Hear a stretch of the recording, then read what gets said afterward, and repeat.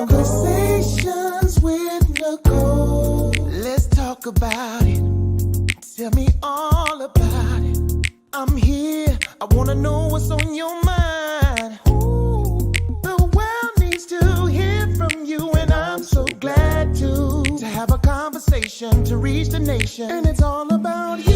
We'll help each other to discover innovative ways to positively change the world. Let's talk about, let's talk about, yeah. Let's talk about conversations with Nicole.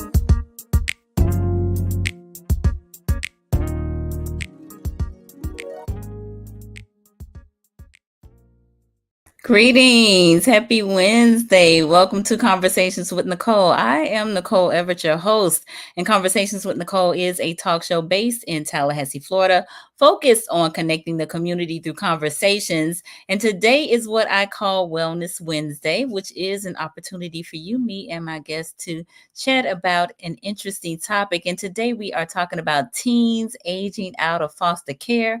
What are the options? And so I have two, not one, but two very special guests from One Church, One Child of Florida, Dr. Arie who is the executive director, and Reverend Al Williams, who is the deputy director. And we are going to engage in this conversation. But before I bring them on, I want to hear from you. Where are you tuning in from? We are live on Facebook, on YouTube, and on LinkedIn. And this is an interactive conversation. So your comments, your questions are welcome.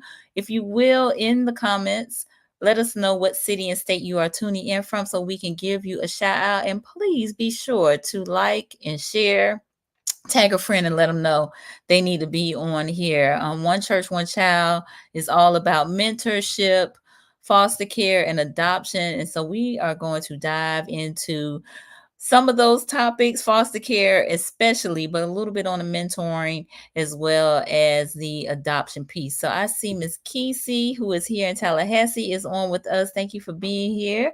And Miss Jeanette down in Miami Gardens. Thank you for being here, Miss Jeanette. So again, we are about to dive in just a moment. So lots going on in the world, in the community. I mean, we lost Tito Jackson, most recently Frankie Beverly, James Earl Jones. So listen, y'all, we gotta definitely love on our people while we can. Okay, it's very, very, very important. And that's part of what we're going to be talking about today in terms of foster care. So I am going to go ahead and share my guest bio. I'm going to start out with Reverend Al Williams, who started his career with One Church, One Child of Florida as a volunteer and later became a recruiter for 3 years. He has been the deputy director for the past 17 years with over 45 years of experience in ministry. Reverend Williams has effectively tackled numerous challenges driven by his deep commitment to serving God's people. Throughout his career, he has been dedicated to advocating for and supporting marginalized communities, including efforts to reunite families separated by circumstances beyond their control and ensuring access to affordable housing. He has been involved in various boards and committees and is an esteemed member of the 100 Black Men organization. He has also served as the past president of the Bond Community Health Center. In addition to his domestic work, Reverend Williams has participated in international missions in Haiti, Africa, and various locations across the United States, and his extensive experience and unwavering dedication position him well for the exciting opportunities that lie ahead. Y'all help me welcome Reverend Al Williams. Hello. Thank you for that great introduction. Wow. Make me feel special. You are. Welcome, welcome. So tell the people, Reverend Williams, who is Reverend Al Williams? Not what you do, but who are you? Well, I'm a father, grandfather. Um, I have several siblings. I love tennis. I could play tennis every day if Oh, my legs wouldn't hurt me sometime. But I enjoy the outdoor biking. Um, okay. I just purchased me and my wife some e-bikes, so we look forward to always going long rides together, having a little romantic lunch in between our pit stops. Nice, nice, nice. All right. Well, thank you for sharing it. And now I'm going to bring on the lady of the hour, Dr. Arie Saylor. Dr. Arie Saylor has over 50 years of experience working in increasingly responsible positions in state government and the private sector. She has been involved with child welfare services since 1987 and served as executive director of One Church, One Child of Florida since 2002. That is quite a time. She's had quite a tenure. Over time, her work has also included tenures with the Florida Department of Education, Tallahassee Community College, Florida State University, Florida Commission on Community Service, and Florida Department of Children's and Families. She is an ordained elder and serves as co-pastor and director of ministries of her local church. Her work and commitment to the church over the last 50 years has included serving in various local districts and state leadership positions in the church. She's been recognized for her developing and delivering training for various church auxiliaries at the state and local level. She holds a bachelor's degree in psychology, a master's in social work from the Florida Agriculture and Mechanical University, go Rattlers, and a doctorate degree from Andersonville Theological Seminary. Her professional affiliations are many, and I'm not going to read them all, but she also received congressional recognition as an angel in adoption in 2019. Y'all help me welcome Dr. Arie Saylor.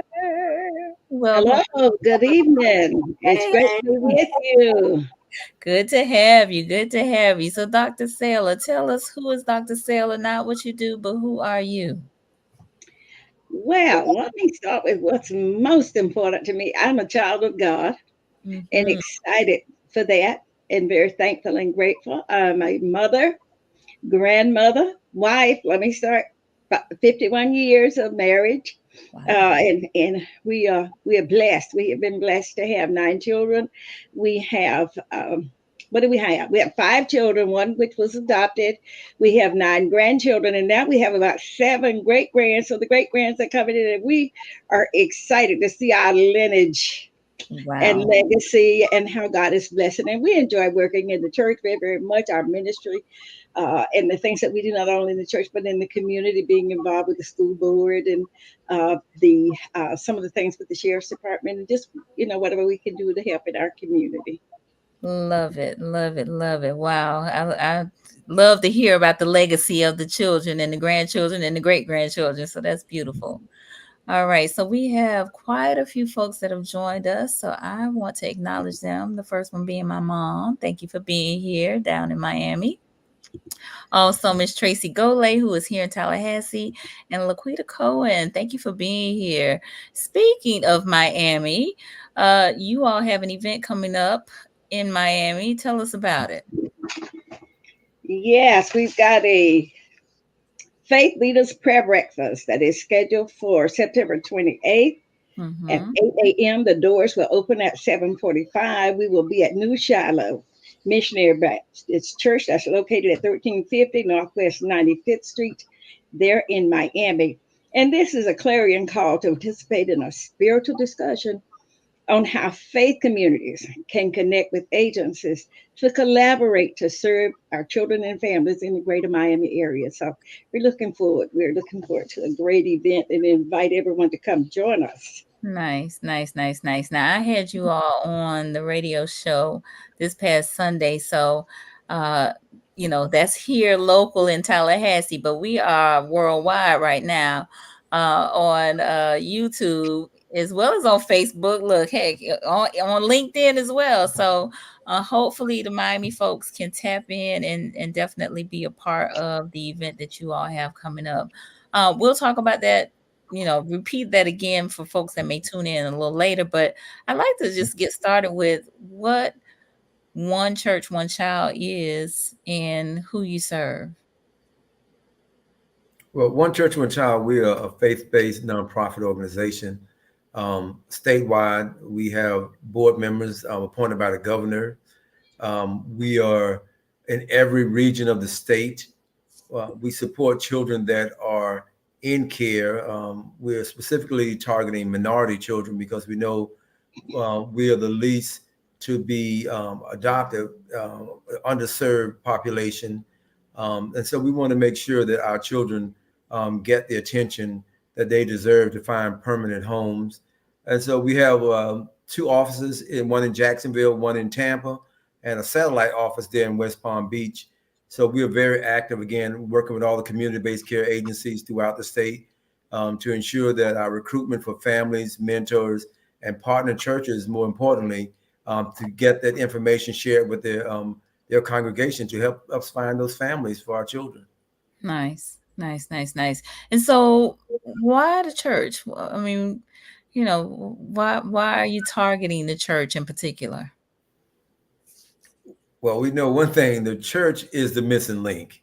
you Mm, know and and James tells us in the word there that we are to take care of the orphans and the widows, and we say we have pure religion, but if we fail to do that, your religion is in vain. mm, So you have to make sure that those who are the last, the least, and the left out are always before our churches, and encouraging our pastors to also remember to support ministry work involving adoption and foster care. And we have, again, over 1,000 churches across the state that are partnering with us, and we want to continue to grow. So if there's any churches out there who want to expand the ministry and be a part of what One Church, One Child's mission, we love to have you.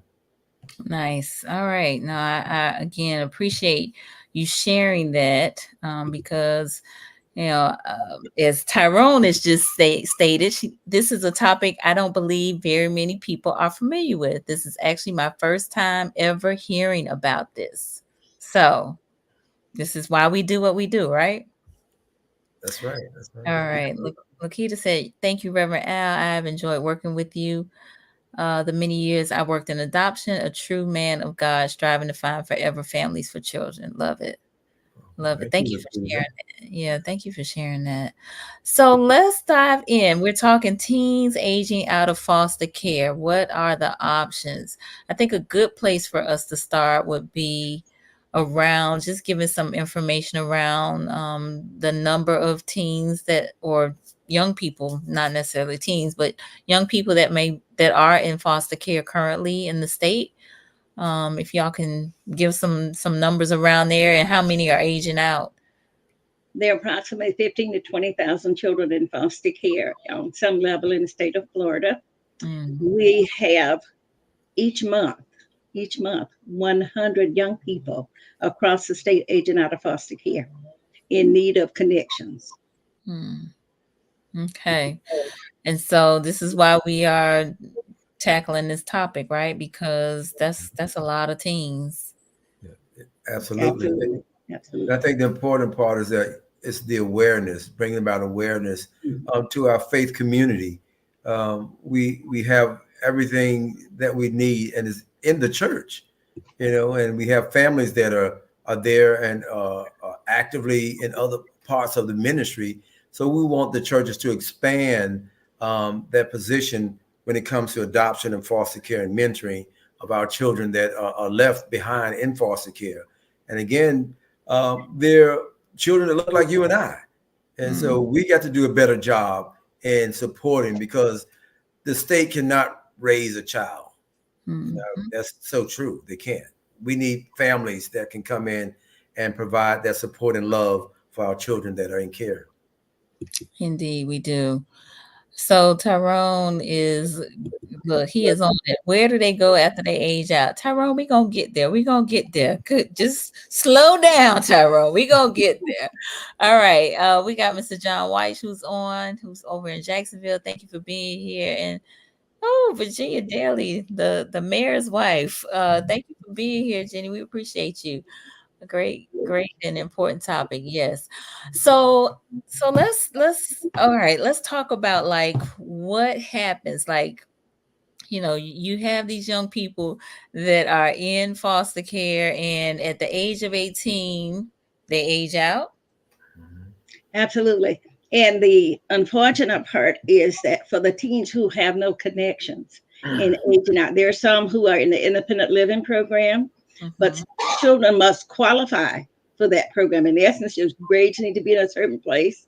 You need to be able to work in a number of things. And we know we have some kids who are behind grade level when we talk about the education component part of it, and sometimes do not qualify for independent living. So Mhm. here they're in a program, and of course, maybe take some a skills training and that kind of thing. But when we look at what happens, statistics tell us that a percentage of the young people aging out of foster care are going to end up homeless on the street. A percentage will end up being incarcerated, and a percentage will oftentimes, unfortunately, die on the streets. And this should not happen. We need to have, when we Yeah. talk about the churches and the community connecting with these young people, we recognize that the church is a lifetime connection for all of us, and if we can connect young people to the churches, you'll have that church to wrap its arms around. We need families who are part of the churches to wrap their arms around these young people and be there to be mentors to help them along the way as they attempt to make life decisions moving so that they can make wiser decisions as opposed to being on their own and alone. And the other part of aging out is we've got pimps on the street Mm. waiting for our young people, and they're waiting to grab them, Yeah. and we hear a lot about sex trafficking and all those kinds of things. Our children, that's out there, and that's a danger to them as well. Yes, that is. So, Tyrone is laughing. He said, "Okay." John wants to know: are there any other options besides churches? Absolutely. That we're looking for fraternities, sororities, individuals like John himself who would want to step up and say, look, I'm looking to become a mentor. We need more mentors than anything, because again, right, as those young boys age out, they need someone to direct them, someone to to navigate them through the pitfalls that are out there. And if you don't have a young man, you need some man to man talk, you Mm. know, that's what they need. It's important that individuals, like I said, organizations like the 100 Black Men, all the fraternities, just anyone who feel like they need they need to share their time. They have weekends available, afternoons. These same kids are in these same schools in your community, and a lot of schools have mentoring program. It'd be great if you sign up to be a mentor. We can connect you with individuals in your community. So it doesn't have to be the church. We need everybody because this is a part of all of us. All right. Mhm. Thank you for sharing that. Folks are saying, where can they sign up? Listen, All right, all right. Terrell, thank you for being here. He said, great topic. Thank you for bringing this attention, bringing attention to this issue. My pleasure. We're gonna get to where you can sign up too, Chief. So just hold on. John said he's interested in mentoring. All right, you on the record now, John. All right. So what's the next step? So we'll get you the information in just a little bit. Nancy, who is the executive director of NAMI, the National Alliance of Mental Illness, is on. Thank you for being here. The Tallahassee uh, branch of that. She said, and women for the girls. Yes. So, Right. yes, we do need women for the girls as well. All right. Tyrone asks, do you think churches have gotten involved with other things that are community related that they are leaving the family aspect behind? Any I would thoughts on say that? to a degree, yes. Churches have grown, you know, in so many areas, and but again, you understand there are so many ministries within the church that are not being properly utilized. Mm, We could use again the men's ministry, the women's ministry, the couples, the teens. Every part of the church can be used to help um, advocate for our children. And can you imagine if every church just went out in the community, knocked on doors and find out who's in the community? This will prevent a lot of our children from coming into care. And we mm, need to do more of the prevention side of intervention to save those same kids and the families. Because if we save the family, we will save the kids. mm. So, right, I think the church can do a lot more than we are doing. Yeah, no, great point. So, John is asking also, what's the next step? Mhm. Um, And Tyrone just said he believes that as well, which, just kind of co-signing on what you said. So what's it take to be a foster parent? Well, step number one is participating in the state required foster adopted parent training. Mm-hmm. You would home study would be conducted on you, background check. And I want to say you don't have to be rich to be a foster parent. You just have to be able to manage on your own. And then you'll be licensed. You go through all of that's part of the licensing process. You will also identify people who will serve as your reference, and it becomes part of that home study process. And once you are licensed as a foster parent, and doing the training, you'll it helps you to look at your family structure Mm-hmm. and the impact it potentially will have on your family in adding children or additional children to the family, what that looks like, and help you to be able to make an informed decision about how many children you'd like to foster. You can foster up to 5 children, including Okay. your own. Okay. So it's taking all of that into consideration when you're making your decisions about to what extent you want to foster. Mm-hmm. That's part of the process. Indeed, indeed. All right, we got Kiosha that just joined us here in Tallahassee. Thank you for tuning in. And John, I just want to mentor, don't want to be a foster parent, and that's fine. But I did want to, with this topic, address that because I think you all take kind of a three-prong approach, which is the mentorship, the foster care, as well as adoption. Correct? Yes. Okay. All But right. there's also another part that we want to share is that the respite care, individuals may not be ready to be a full-time foster parent, but they Mm-hmm. can be that surrogate for a foster parent Mm-hmm. that will provide, temporary services, maybe a weekend, maybe a day, or maybe just hours that they can assist that foster parent in case they have a medical appointment or they may just may even get sick. We need someone to just to be able to step in and hold those children together until they return, back to their capacity as a foster parent. So respite is a very easy process. Again, it takes you the same training. You go through the certification and the home study and all the background, but you're not a permanent foster parent. You're just there for a temporary or emergency situation there. So I think that's very helpful for others.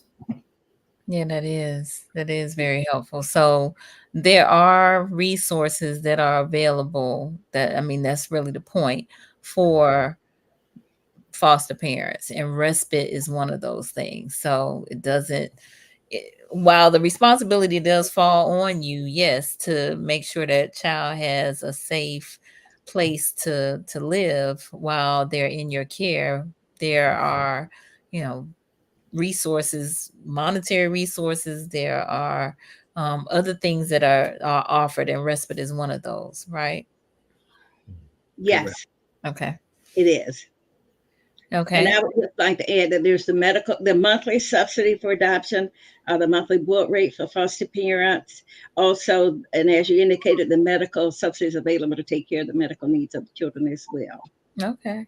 Nice. Don't forget the educational component as well.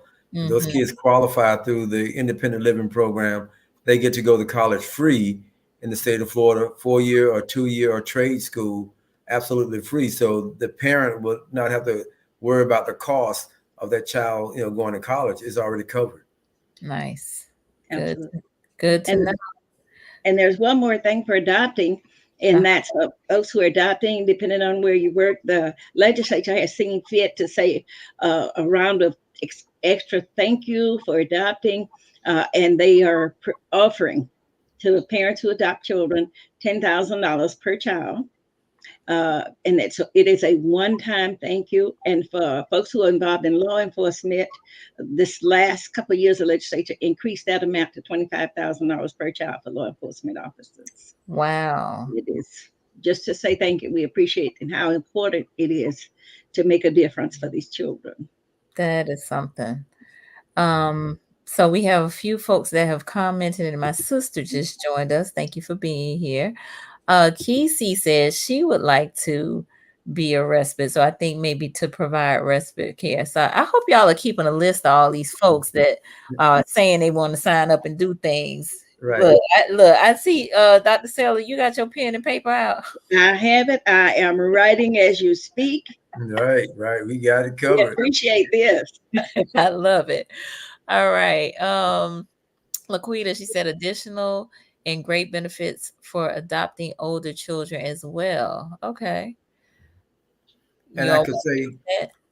if they would like to leave the information in the chat as well, that we can do a follow up with everybody. We Okay. definitely want to, make sure we have, they can put their name and number, and we will definitely be following up with them. Well, I'll go ahead and share y'all's information now so Okay. that they can Cool. reach out to you Yes. specifically. So if you are interested in reaching out to One Church, One Child, you can go to the website as well as call the number that's on the screen now. We will give this information again at the end, but if you go ahead and write that down, it's ococfl.org is the website, and the number is 850-414-5620. All right. I'm so glad all these folks are interested in Really? answering, so I love it. Absolutely. And we very much like to hear from them tomorrow. Tomorrow, okay? Tomorrow is a business day. Kesey said I would like to be a respite parent here in Tallahassee. Okay, nice. Okay. Thank you. We Thank got you. you. Thank All you, Keith. right. Absolutely. We got Dr. Williams who just joined us. Thank you for being here, Eduardo. We appreciate you. He's here in Tallahassee. What's happening, homeboy? High school classmate. We were all in college. Oh, okay. Nice. Nice. Nice. Yeah. Dr. Williams is a regular uh in the comments on Conversations with Nicole. We appreciate his support. So oh, he said, hey. All right. So we gave a little bit about, what it is in terms of being a foster parent, but I just want to make sure you all understand that after, and you all meaning the viewers, after teens age out, they're on their own, right?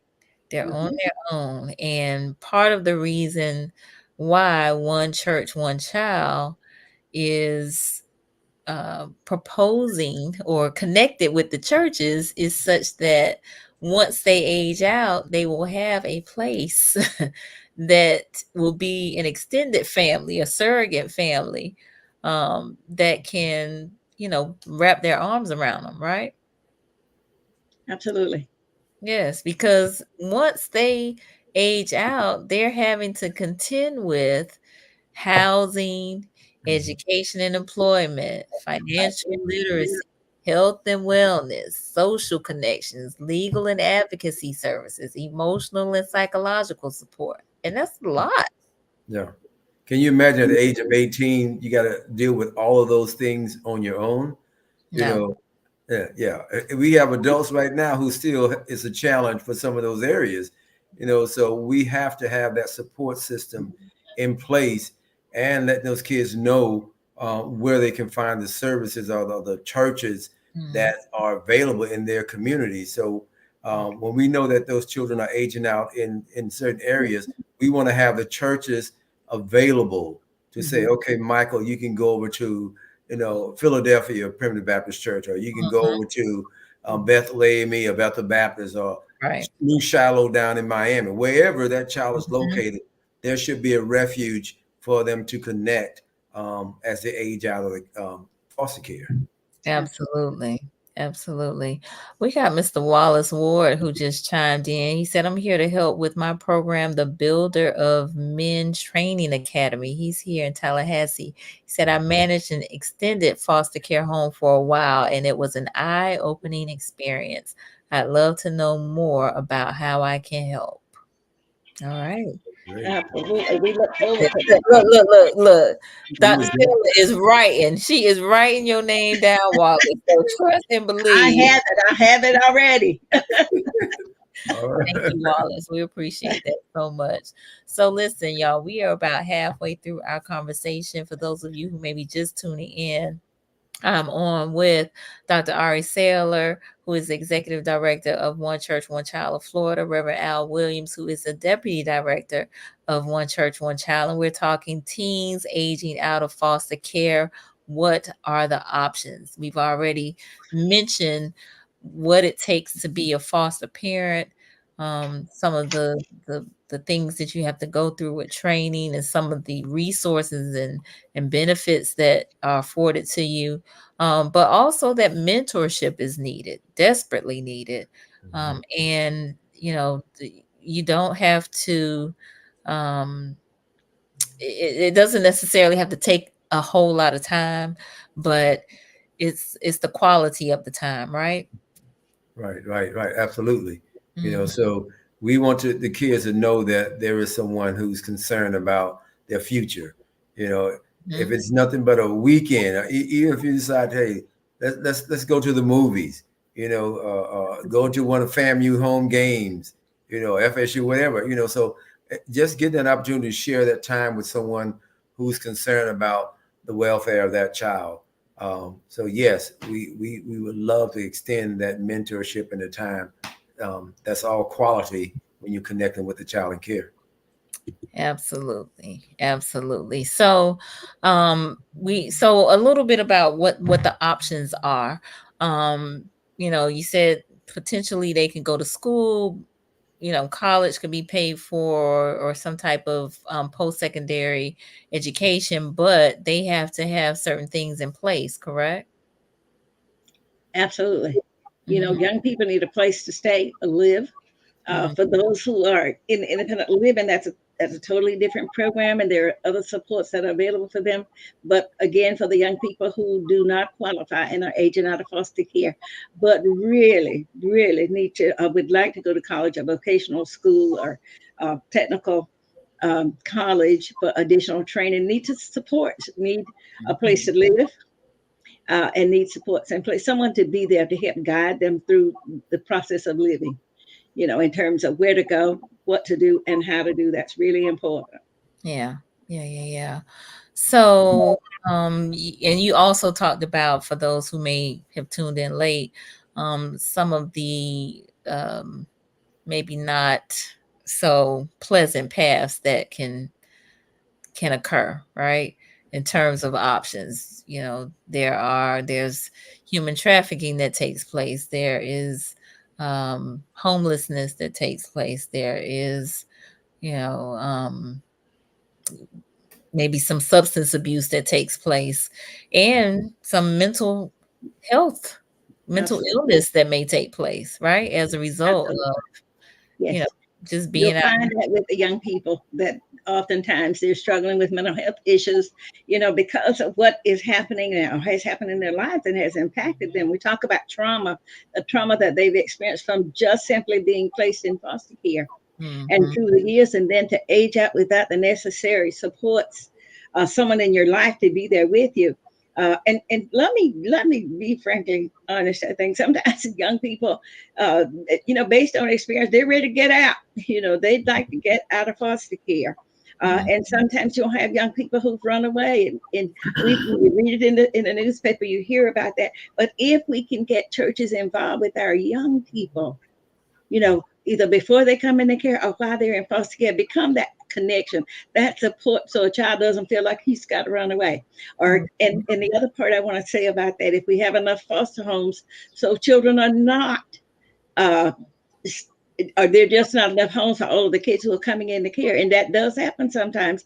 And Mhm. young people end up being placed in group facilities, group homes, and there's nothing wrong with group homes; they're licensed. But it is best to have a foster home. You'd like to have a family, you know, uh, with children in a regular home as opposed to putting them in group homes, especially when you talk about putting young people in group homes with older people. You want to have them all with a family. So Yeah. all of that becomes part of what has happened in a child's life.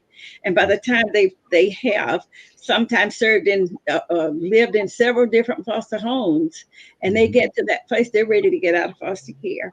But Mhm. again, if we could have some sense of stability, a one person in that child's life who is a stable person as a mentor who will be there with that child can Mhm. really make all the difference in that child's life, Yeah.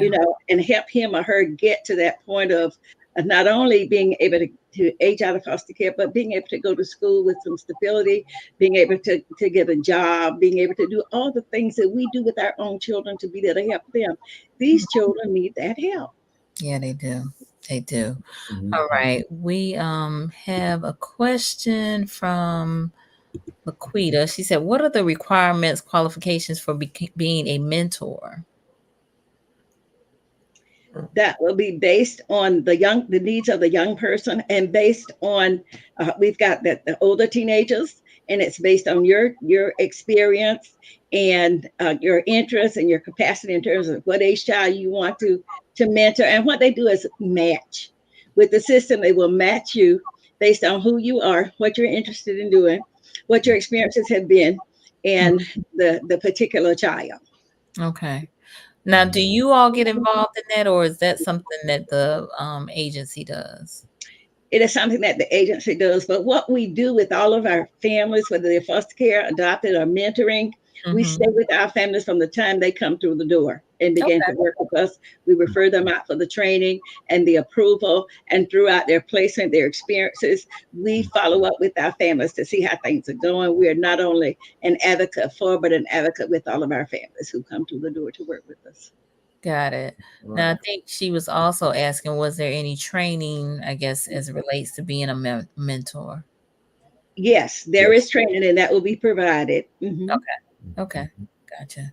Well, Um, Go ahead. Go yeah, ahead, Rev. I'm gonna say one thing that even our local individuals here in Tallahassee, and we can maybe I'm getting maybe a little ahead, but I'm talking about activities that we sponsor. I was gonna ask that next. So, Okay, perfect, wow, wait. perfect segue. Perfect segue. Okay, well, great. Some of the things that we do as an agency, one of our signature events is the Perfect Match Tennis Tournament, and that is hosted each year here in Tallahassee. We have players come from all across the state and all other states that come in, and we invite the children that are in foster care to come in. We also engage with the local elementary school kids to come in and have a full day. We have a clinic for the kids. We have a little competition, and then we have a lunch following that. So we need volunteers to help us with the tennis tournament, to help those kids, understand that they still have support. And once those kids finish the clinic that particular day, we get them connected with FAMU Venom Club, and they get to take free tennis lessons at FAMU to help develop their skills in case they want to further on, because we never know, we may have a little Serena, a little Arthur Ashe in the game, or another Al Williams, because that is my sport. So I love to play. We have a lot of guys here in Tallahassee that plays the sport. We are over at the tennis court over here in Tallahassee. So we all there at Myers Park every Saturday, Tuesday, Thursdays. So we look for individuals who want to come and help us with that the tennis tournament. But also we have Christmas activities, back to school, and the agencies that support us can be individuals. We have kids that just you can buy them a Christmas gift. So we have pastors in churches. We have the Buffalo Soldiers who always come in, support us, the 100 Black Men, again, the sororities. Individuals can step in and say, look, I may not be able to volunteer or to mentor or adopt, but I want to support a child during Christmas, or support an adopted family during Thanksgiving.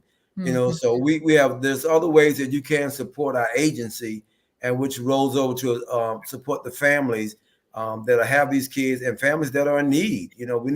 We never know, who's that person in need. We have individuals who call and say, look, we need help. We have Christmas time, back Thanksgiving, they donate.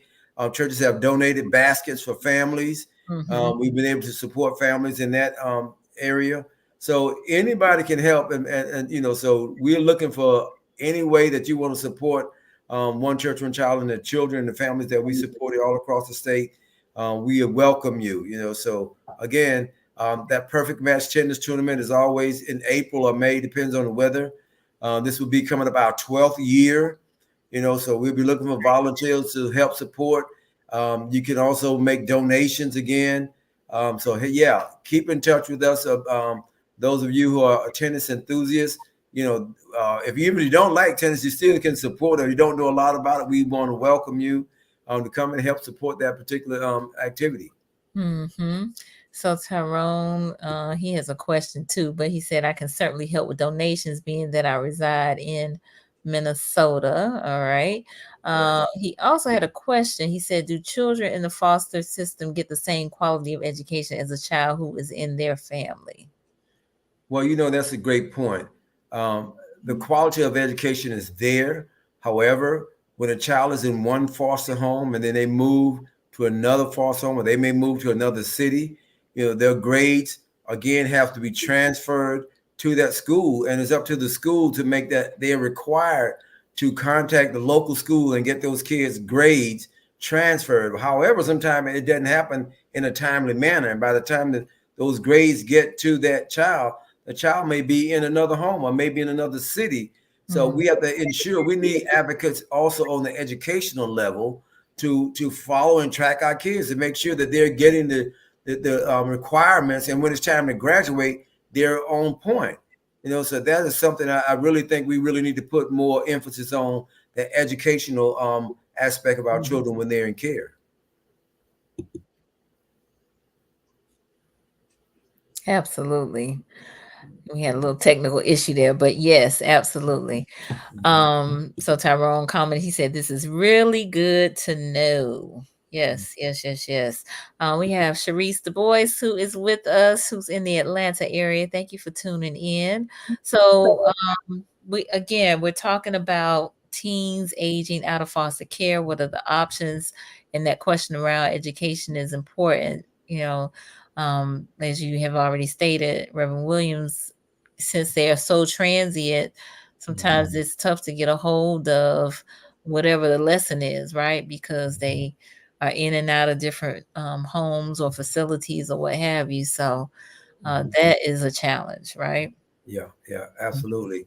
Again, making sure just day-to-day classwork, and they need to have their homework and everything on time, like every student. And there needs to be somewhere that they can get that extra tutoring that's needed.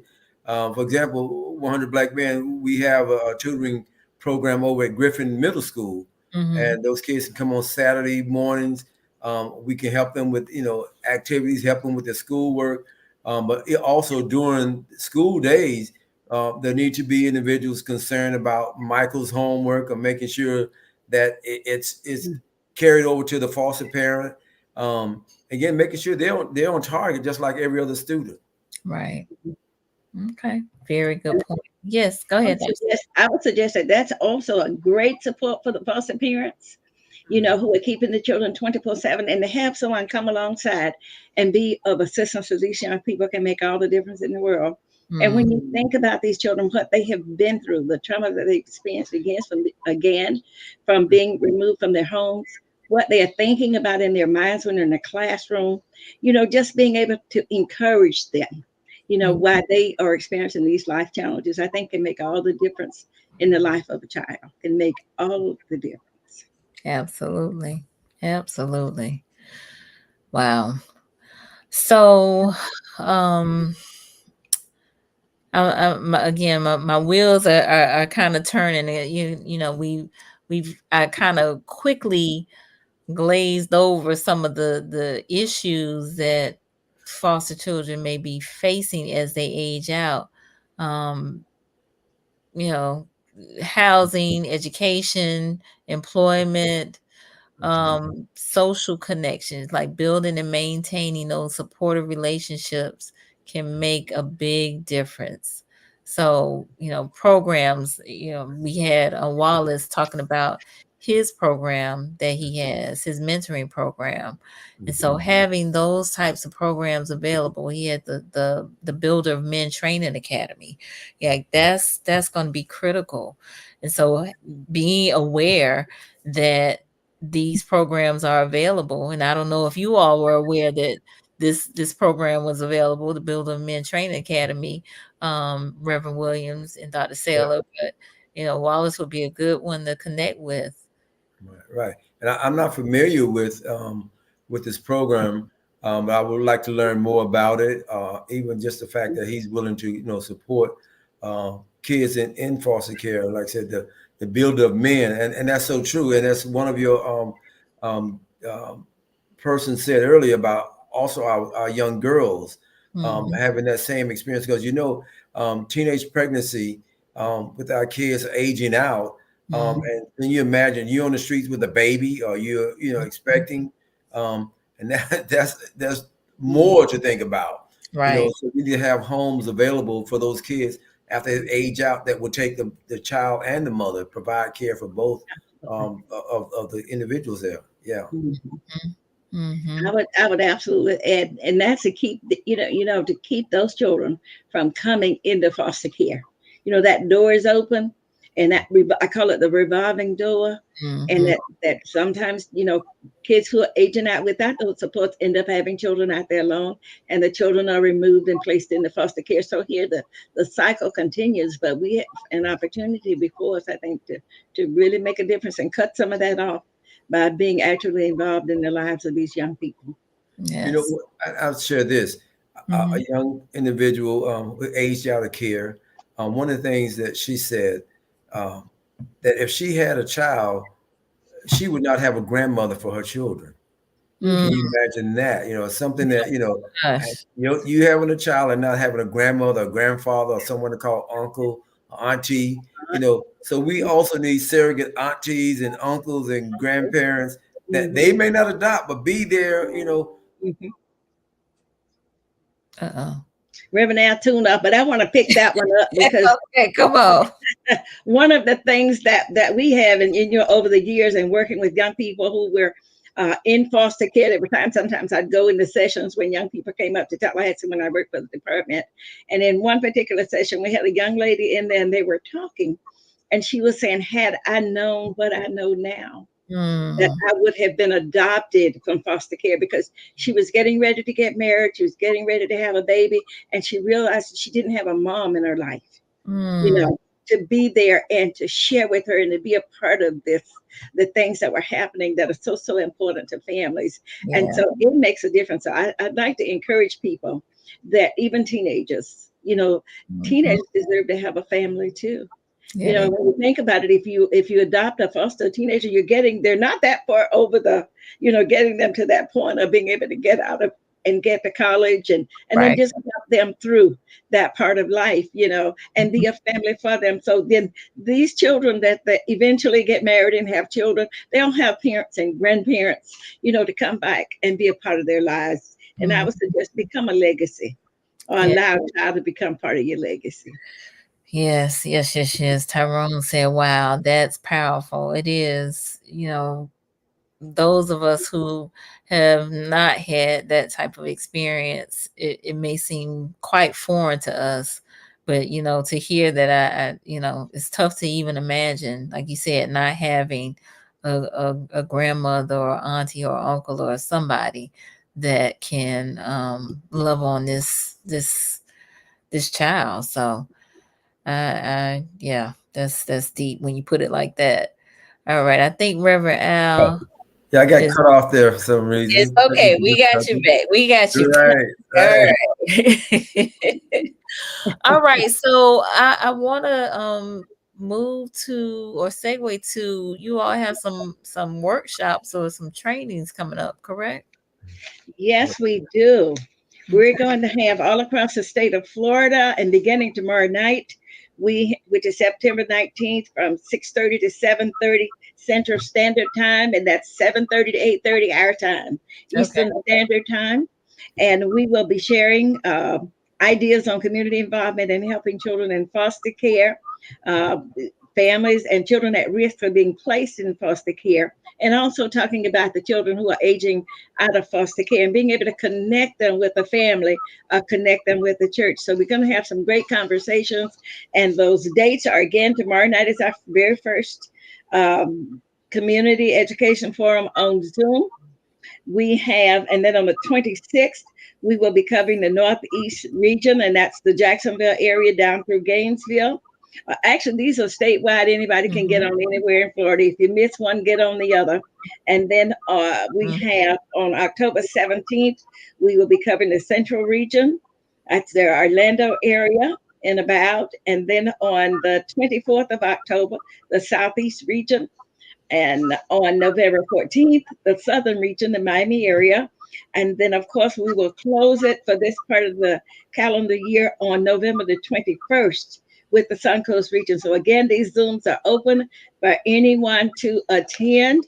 We welcome you. We will be glad to send the flyer and we will be using the same Zoom link for each of these events. All And it right. will be for 1 hour only, 1 hour from 6:30 to 7:30. So, again, the clarion call, as Dr. Saylor said earlier, but here are quite a few opportunities for you to hear more information about foster care, families, children at risk of being placed in foster care, children aged out of foster care without a connection to family, and collaborating to help. And so there are 4 of these that will be taking place. These are all on Zoom for 1 hour. September 26th, 6:30 to 7:30, October 24th, November 21st, and November 14th. So you can I will put this on the Conversations with Nicole Facebook page and Instagram so you all can have access to these dates and links. And one more, remember, we have tomorrow night, the 19th. Oh, tomorrow We got night. the Yes. 21st. Absolutely. All right. Yes. So I appreciate you sharing that information. And again, hopefully for those of you who are interested in getting involved, and particularly in the foster care aspect of it, whether that's providing respite care for foster parents, whatever it is, just get involved as it relates to it. All right. So I want to give you both an opportunity to give some closing remarks. We'll start with Dr. Saylor and then Reverend Williams, and then tell us, Reverend Williams, how folks can connect with you and One Church, One Child of Florida. So, Dr. Saylor. In closing, I would just like to say my great appreciation for everyone who listened in tonight to hear what is happening in foster care with regards to our young people. I say to you that the need is tremendous, and there is something that everyone can do. You can foster, you can adopt, you can mentor, you can provide respite service, you can be a supporter, a volunteer. You can provide a meal for a family. You can provide Christmas, back to school, just a little bit of love and time to share with the family can make all the difference in the world. So we encourage you to contact One Church, One Child. Let us know what you're interested in doing, and we'll be so pleased to work with you because we need each and every one of you. We need the entire village to make success for our children. Yes, Thank ma'am. you again. Thank you. Yeah. All right, Reverend Williams. Well, first thing I want to say is people like you, Nicole, that's making a difference in helping us to carry that message across the country.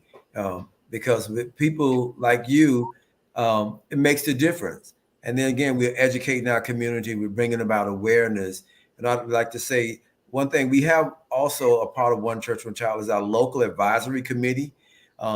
You can volunteer to be a part of our local advisory committee. And what that group does is help us to think about ways that we can support and bring about change and legislate and advocate for these children that are in care. So again, think about that position as well as being a local advisory person here with One Church, One Child. Again, and you can always reach us at our number here is 850-414-5620. You also can visit our website. There it is, golden, strolling across the bottom of the page here. But we need everybody to come together because we say it takes an entire village, and we all are part of that village. So we need you, and we also need the church, who is that missing link, to bring about change. All right.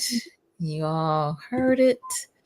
One Church, One Child of Florida, doing a great job of trying to connect those young people that are in need of care through mentorship, through foster care, through adoption. And so definitely connect with them. To my people down in Miami, listen, Mhm. y'all need to be present at this prayer breakfast. Tell them again about the prayer breakfast, where it's going to be, what what time, and how they can get involved with that. It's going to be September 28th at 8 a.m. Again, the doors are open at 7:45. We will be at the New Shiloh Missionary Baptist Church on 95th Street with the one and only Reverend Alfonso Jackson Jr. Mhm. Okay, all Yep. right. We're Yeah, looking for the entire Miami area to come out and support us, Yeah. um, so look out the bottom. Here we come, that's it. Come on, 305, stand up. 305. Let's shout it out. Yes, Yeah. let's do it. Let's do it. All right. So Tyrone, what do you say? I agree, Reverend Williams, the comment about Nicole. Thank you, Tyrone. I appreciate you. All right. So listen, y'all, you definitely want to get involved with this. Like if this is, plugging at your heartstrings, and it seemed like a bunch of you it was. Look, I know Dr. Saylor got this list going on, so I will Mhm. help you connect with these people that all said they want to do something, whether that was mentorship or respite care, whatever. I will help you. All right. Because they on Absolutely. We appreciate it. the record shows that they said, count me in, put me in, coach. Right. All right. Thank Yeah. you. Thank Thank you. you. And one other thing, those same individuals who spoke out, and which we appreciate them very much, they may not be willing to adopt a foster, but they may know someone. So Yes. again, I want you to be right now. We want to deputize everybody on the call tonight. You are now a deputy of One Church, One Child. You are able to recruit, refer individuals. So thank you for joining the team. Mm-hmm. Absolutely. Amen. Amen. I love that. You better deputize them, Reverend Williams. Yes. All right. Raise your right hand and repeat after me. Say, I raise your name. Say your name. I, Say, Nicole, will work with One Church, One Child will work with One Church, One One Child child on behalf of our children in care. on on behalf behalf of of our children in care. And God is my witness. and And God God is is my my witness. witness. I will do my best. I I will will do do my my best. best. Amen. Amen. Amen. You Amen. are Amen. deputized. All right. Look at him. Listen, Tyrone, he said, I wish I could arrest some supporters. Look, Terrell, Deputy Bowman reporting for duty. Okay. All right. All right. All right. All That's right. great. Yes, yes, yes, yes. All right, Right. Laquita, she said, this has been great. Child welfare has been my heart and my life for many years, professionally and personally. I'm currently in the process of becoming a therapeutic foster parent. All right. Wonderful. On the local board for HG, mentor with LCS, and all while parenting active children with extracurricular activities. You go. All Call right. me Absolutely. crazy, but I'm excited and ready to do more. I will be calling soon, and I look to have this conversation with my pastor for a potential partnership. Right. Yay! Right. Right. Amen. Amen. Yes. Yes. What's the name of her church? Yes. Laquita, what's the name of your church, if you don't mind sharing? Let us know. That is Right. great. Great, great, Right. great. Right. So we Look, want again talk to your pastors, members yes. of your family, their churches. We want everybody to come to the table and help us as we try to move forward in finding permanent homes for our children. We need Right. everybody. Absolutely. Absolutely. Absolutely. Absolutely. Mhm. All right. She is at New Image Christian Center. I All think right. that's on Tharp Street, if I'm not mistaken. Um, Is that Pastor New Image? It's right up on Tharp Street. They're near I the think near it's Old Bainbridge Road. Tharp and Old Bainbridge. Yeah. Is it Right. Okay. what's the Right. name? Eggleston? Eggleston, right, right, right. I think Pastor that's Eggleston, and I've been to their church before. He has partnered with us in the past when they okay. were down on Appalachia Parkway. There, we had a Right. Christmas Mm. event there at the church. So, yeah, we want to re-engage Pastor Eggleston. Yes, um, Yes. bring him back to the table. Tell him there's work to do. Yes, there is. Yes. Yes, Wonderful. Wonderful. Wonderful. Wonderful. I love that. Yeah, All yes. right. Well, very good. Well, this has been quite the conversation. It really has. And hopefully it has enlightened the viewers, and hopefully it will enlighten some more. So I am asking viewers to please share this. Let's keep this conversation going. You all have been deputized to get the word out about One Church, One Child of Florida, and get involved. All right. For those of you that may be new to the platform, I invite you to subscribe to Conversations with Nicole. We're here Mondays and Wednesdays at 8:30 p.m. Eastern Time, focused on mental health and wellness in Black and Brown communities primarily. But this is Wellness Wednesday, and so we're today talking about the wellness of our youth, and particularly our youth that are in need of care. And so thank you, Dr. Saylor. Thank you, Reverend Williams, for your time, your energy, your efforts, and may God continue to bless your work and the event in Miami. Um, may it just overflow Yes. with Yes. everything Yes. that you need, okay, to do the important work that you do. Right. And one last thing, Amen. Nicole, Uh-huh. if there are churches out there who would like for us to come and share the information with their congregation, we'll be more than welcome to come. There are local churches who can host prayer breakfasts at their church. We look to partner with any and everybody in every capacity. So again, we're looking for pastors to come on board, and let's take this to another level. Yes. Mhm. And one of the things that we did not mention, but prayer is also needed, Oh right? yes, Yes. you hit. Yes. That's the key. That is the key. Absolutely. Yes, if the church will just agree to pray, to be a Mhm. prayer partner with us, they're Yes. automatically on the team. That is what we start out with every church. Just become a prayer partner with us. And we Yes. know prayer changes things. Yes, And it Mm, so does. we want the prayer of the saints, just to go so high into the presence of God that we can see changes happening, Amen. miracles and wonders in the child welfare system. Thank If every church adopted a foster kid, we would shut down the child welfare you. system. There would mm. be no jobs for them. So Mhm. Wow. that's what we need to make the change. We got Mhm. a church on every corner. Mhm. Look, God is waiting for us to do the work. Mm. Amen. He's waiting for us. Yes. So keep One Church, One Child on top of your prayer list. Keep the Yes. children that they are assisting on the prayer list. The families that are fostering, that are adopting, that are mentoring, keep them on the prayer list. Okay. That's what we're asking for. Amen. Amen. Amen and amen again. I Hmm. tell you, this has been so exciting and great. I tell you. Yes, yes. Yes, we appreciate it very, very much.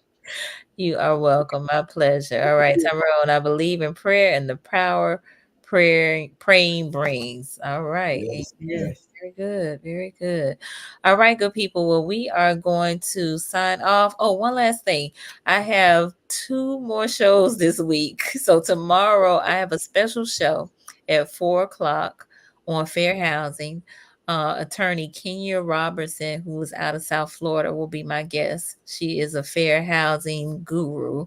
And so we're going to be talking about fair housing, some of the changes that are taking place, and some of the things that are occurring kind of right before our eyes as it relates to it. And then on Friday, we're closing out season 13 of Conversations with Nicole at 9 a.m. I got Kia Atkinson on, who is a artist here in Tallahassee, but we'll be closing out the season. So I invite folks to tune in, and all of that will be on Conversations with Nicole YouTube channel, as well as on the Facebook page. So thank you. This has been a great conversation. Again, all the best to One Church, One Child. And hopefully we'll see you all very, very soon. Have a All good right. night. Thank you. Good night, Thank you. everybody. Good night.